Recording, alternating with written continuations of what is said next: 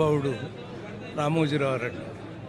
నాకు గుర్తు చిన్నప్పుడు ఆయన యంగేజ్లో సైకిల్ మీద వచ్చి ఏదో చిన్న చిన్న వ్యాపారం చేసుకున్నటువంటి మనిషి ఇంత ఎత్తుకు ఎదిగినా కూడా తను మొట్టమొదట ఏ న్యాయాన్ని ఏ నీతిని నమ్మారో అదే న్యాయం అదే నీతితో అలాగే 88 సంవత్సరాలు కొనసాగటం అంటే అది సామాన్యమైనటువంటి విషయం కాదండి.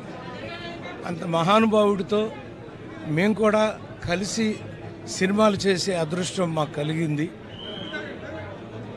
మౌన పోరాటం మీరు అందరూ చూసి ఉంటారు. ఆయన ఆ సినిమా చేయటానికి ఎంత ఆలోచించామో ఎండింగ్ ఎలా అనేది ఆయన అసలు కథలో కూర్చునేవారండి. కూర్చున్నప్పుడు నవ్వేసేవారు. ఏదన్నా కమర్షియల్ సీన్లు చెప్తుంటే ఏం మాట్లాడుతున్నారు మీరు, మనం తీస్తున్న సినిమా ఏంటి, మీరు చెప్తున్నది ఏంటి అంటూ ఉండేవారండి. అలా ఒక పత్రికా ప్రపంచం ఏ వార్త అయినా సరే ఎప్పుడైనా సరే చిన్నప్పుడు ఏమనేవారంటే ఏదన్నా ఒక పేపర్లో ఒక వార్త చూస్తే ఈనాడు చూడండి అందులో కరెక్ట్గా ఉందో లేదో అనేవారు.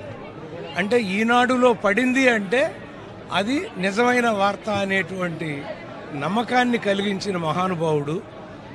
ఆయన ఈ రోజున సెలవు తీసుకుని వెళ్ళిపోయారు. ఆయన భౌతిక కాయాన్ని చూస్తుంటే ఇంకా ఆయన జీవించి ఉన్నట్టుగానే అనిపించారండి. కళ్ళలో నీళ్లు తిరిగినాయి. నిజం, ఆయన జీవించే ఉంటారు.